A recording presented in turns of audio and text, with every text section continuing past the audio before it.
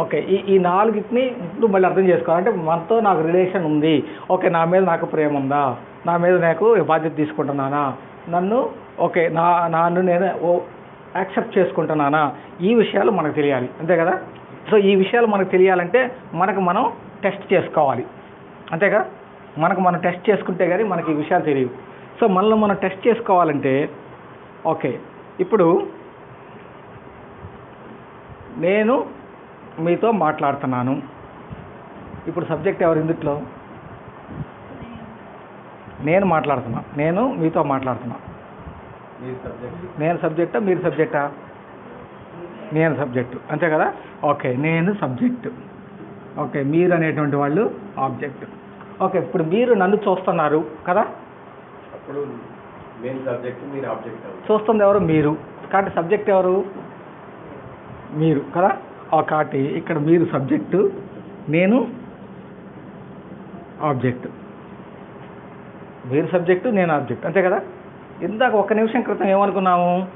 నేను సబ్జెక్టు, మీరు ఆబ్జెక్ట్ అనుకున్నాం కదా. నెక్స్ట్ మినిట్లో ఏమన్నాము? మీరు సబ్జెక్టు, నేను ఆబ్జెక్ట్ అనుకున్నాం. ఓకే, ఇంతకు నేను సబ్జెక్టా ఆబ్జెక్టా?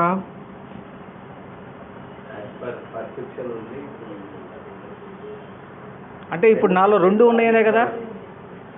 నాలో ఒక సబ్జెక్ట్ నేచర్ ఉంది, నాలో ఒక ఆబ్జెక్ట్ నేచర్ కూడా ఉంది. రెండు నేచర్లు ఉన్నాయి కదా.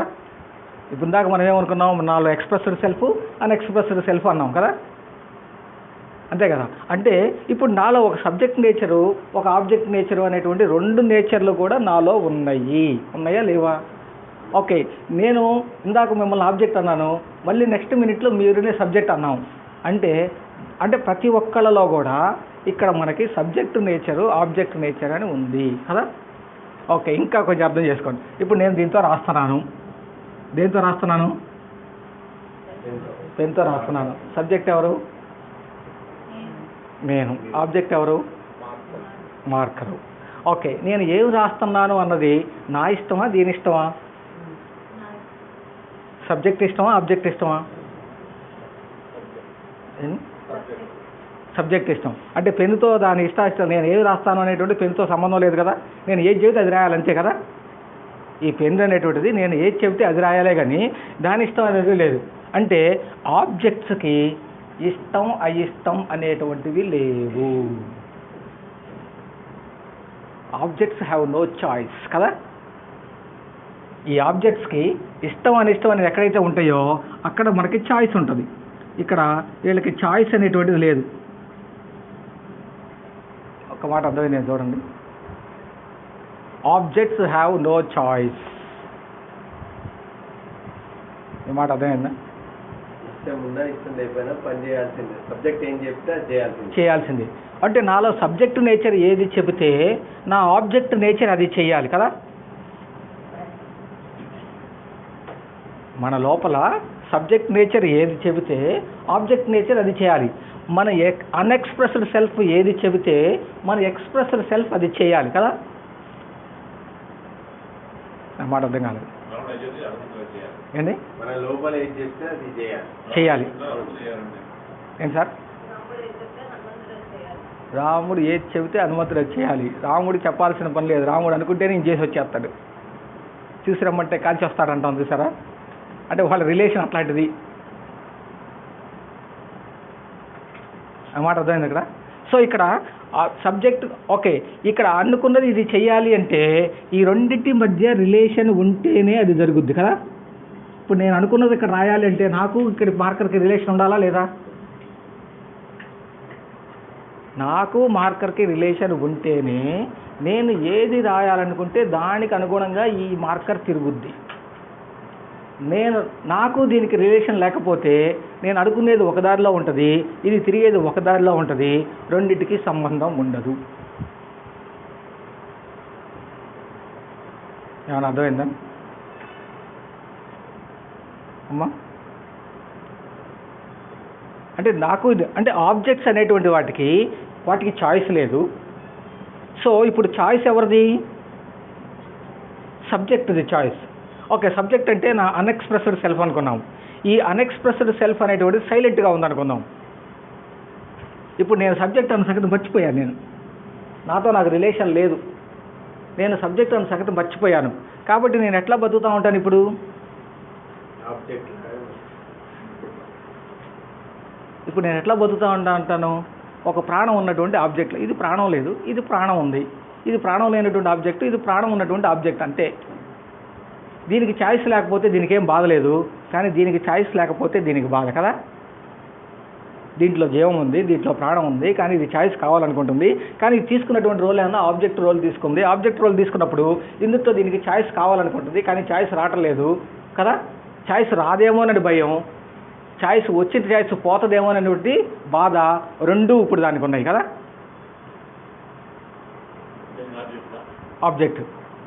ఆబ్జెక్ట్ నేచర్, మనలో ఉన్నటువంటి ఆబ్జెక్ట్ నేచర్కి.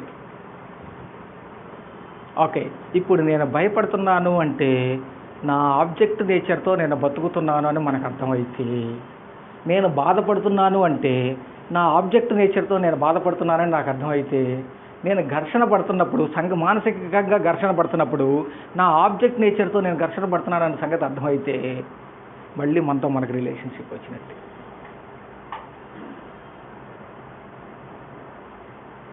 అమ్మా నాన్న అర్థం కాలేదు. సబ్జెక్ట్ పనిచేయట్లా, సబ్జెక్ట్ అనేటువంటిది డమ్మీ అయిపోయింది. అవును, ఆ సబ్జెక్ట్తో పని లేకుండా చేసుకుంటున్నాయి, ఇంకా దీంతో సంబంధం లేదు. కాబట్టి ఇవి జరిగేటన్నిటికీ ఎవరు బాధ్యులు ఇప్పుడు? ఆబ్జెక్టే.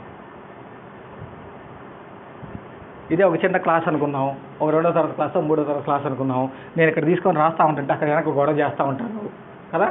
ఇక్కడ రాస్తూ ఉంటే వెనక గొడవ చేస్తూ ఉంటారు, నాకు కోపం వచ్చుద్ది, ఈ చెక్ పీస్ తీసుకొని ఇసిరేస్తాను కదా. గొడవ చేసింది ఎవరు? ఓకే, మళ్ళీ పిల్లలకు కూడా తగలకూడదు, ఆ కుర్చీకో బల్లకో తగిలేటట్టుగా వేస్తాము కదా.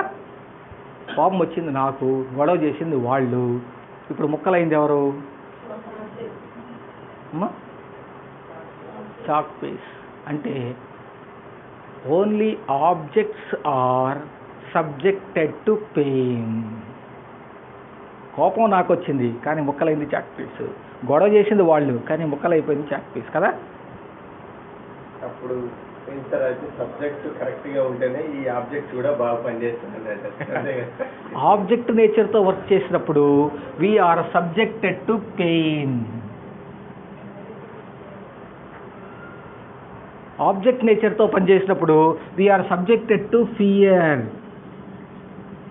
భయం. ఓకే, భయము బాధ అనేటువంటివి కేవలం స్వతంత్రం లేనటువంటి ఆబ్జెక్ట్స్కి మాత్రమే ఉంటుంది కదా. మళ్ళీ ఒకసారి ఆలోచించండి. భయము బాధ అనేటువంటివి శక్తి లేనటువంటి ఆబ్జెక్ట్స్ మాత్రమే ఉంటుంది కదా. ఇప్పుడు భయపడుతున్నాను అంటే నేను అసంతృప్తుడు, స్వతంత్రం లేనటువంటి వాడిగా నేను ఒక ఆబ్జెక్ట్ లాగా ఉంటున్నాను. నేను బాధపడుతున్నానంటే నేను శక్తి లేనటువంటి ఒక ఆబ్జెక్ట్గా నేను బాధపడుతున్నాను. మనతో మనం రిలేషన్షిప్ లేనప్పుడు, without our relationship with us, నాతో నాకు రిలేషన్షిప్ లేనప్పుడు I'm living like an object.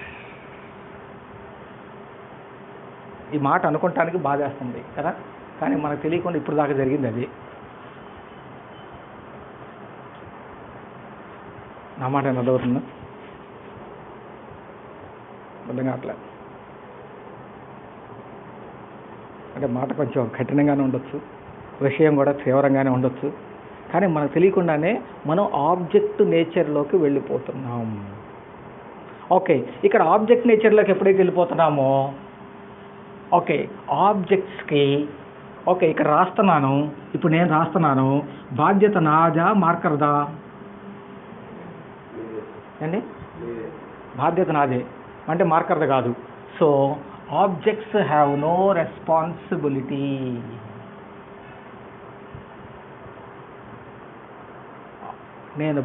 నా బాధ్యత నేను తీసుకోనప్పుడు నేను ఒక ఆబ్జెక్ట్ లానే ఉంటున్నాను. కొంచెం డేంజరసే అయినా మనల్ని మనం పరిశీలించుకోవాల్సిందే. సో సబ్జెక్ట్స్కి మాత్రమే బాధ్యత ఉంటుంది, ఆబ్జెక్ట్స్కి బాధ్యత ఉండదు కదా.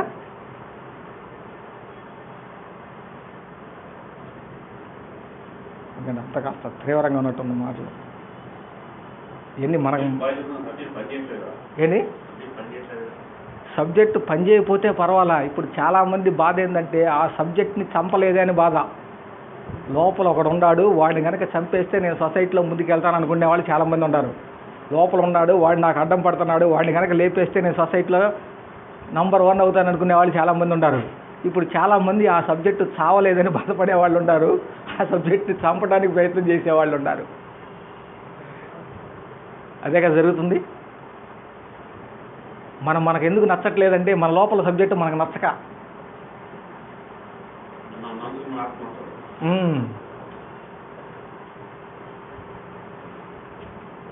ఏంటి సార్ చెప్పట్లేదా? అర్థమవుతుంది. సో సబ్జెక్ట్స్కి మాత్రమే రెస్పాన్సిబిలిటీ ఉంటుంది, ఆబ్జెక్ట్స్కి రెస్పాన్సిబిలిటీ లేదు.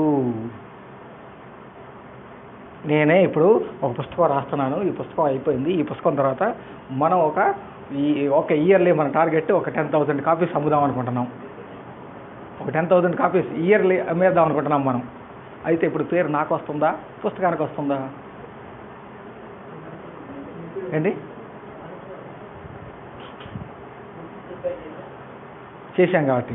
So respect, only subjects are respected, not the objects. Only the subjects are respected, not the objects. మనతో మన రిలేషన్షిప్లో వీఆర్ బికమింగ్ అవర్ సబ్జెక్ట్. నా మాట అర్థమైంది?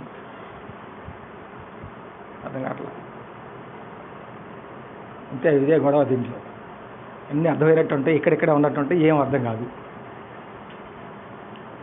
సో ఎందుకు నన్ను నేను రెస్పెక్ట్ చేసుకోవట్లేదంటే, ఓకే నన్ను నేను రెస్పెక్ట్ చేసుకోవాలి, రెస్పెక్ట్ చేసుకుంటాను కరెక్టే, కానీ ఎందుకు నేను రెస్పెక్ట్ చేసుకోవట్లేదంటే I'm treating myself as an object. Okay, ఇక్కడ నేను మాట్లాడుతున్నప్పుడు నేను సబ్జెక్ట్ని, వింటున్నప్పుడు మీరు ఆబ్జెక్ట్స్ కదా. ఓకే, మీరు నన్ను చూస్తున్నప్పుడు మీరు సబ్జెక్టు, నన్ను చూస్తున్నారు కాబట్టి నేను ఆబ్జెక్ట్ కదా. నన్ను చూస్తున్నారు అంటే నా ఫిజికల్ బాడీని చూస్తున్నారా, నా లోపల చూస్తున్నారా? మీరు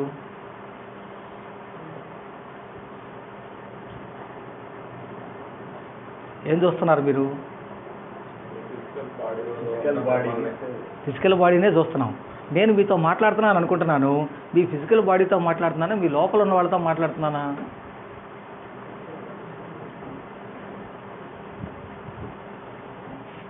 ప్రతి మనిషిలో ఒక సబ్జెక్ట్ నేచర్, ఒక ఆబ్జెక్ట్ నేచర్ ఉంటుంది అనుకున్నాం ఊరకనే. ఇక్కడ కూడా ఒక ఆబ్జెక్ట్ నేచర్, ఒక సబ్జెక్ట్ నేచర్ ఉన్నాం. ఇది ఒక పర్సన్. ఈ పర్సను ఆబ్జెక్ట్ నేచర్నే చూస్తున్నాడు కానీ సబ్జెక్ట్ నేచర్ చూడట్లే కదా. ఓకే, ఈ పర్సన్ కూడా నా ఆబ్జెక్ట్ నేచరే చూస్తున్నాడు కానీ సబ్జెక్ట్ నేచర్ చూడట్లేదు కదా. అంటే మనము ప్రతి ఒక్కళ్ళము, నేను మిమ్మల్ని అందరినీ ఆబ్జెక్ట్స్ అనుకుంటున్నాను, మీరందరూ నన్ను ఆబ్జెక్ట్ అనుకుంటున్నారు. మీ వరకు మీరు సబ్జెక్టే, కానీ నా దగ్గరికి వచ్చేసరికి నన్ను ఆబ్జెక్ట్ అనుకుంటున్నారు కదా. నా వరకు నేను సబ్జెక్ట్నే, కానీ మీ దగ్గరికి వచ్చేసరికి మీరు ఆబ్జెక్ట్ అనుకుంటున్నా కదా.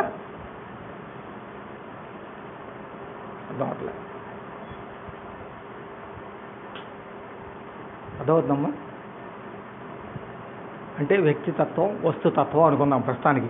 ఇందాక వ్యక్తి కాదు, సంఘంలాగా ఉండాలనుకున్నాం కదా. సంఘం సంగతి తర్వాత చూద్దాం. ముందు వ్యక్తే కాదు, నేను సబ్జెక్ట్ అయితే కదా వ్యక్తి అయ్యేది.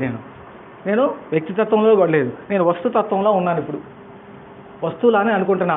నేను అందరం కూడా మిమ్మల్ని వస్తువులుగానే చూస్తున్నాను. అంటే నేను చూస్తున్నటువంటిది ఈ ఆబ్జెక్ట్ని మాత్రమే చూస్తున్నా కదా.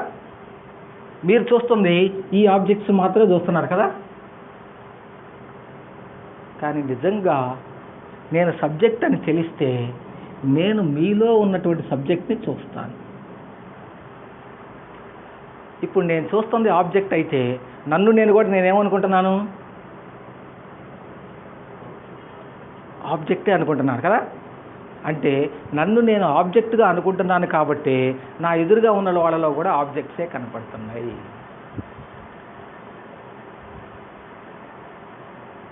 నా మాట అర్థమైంది ఏమన్నా అసలు?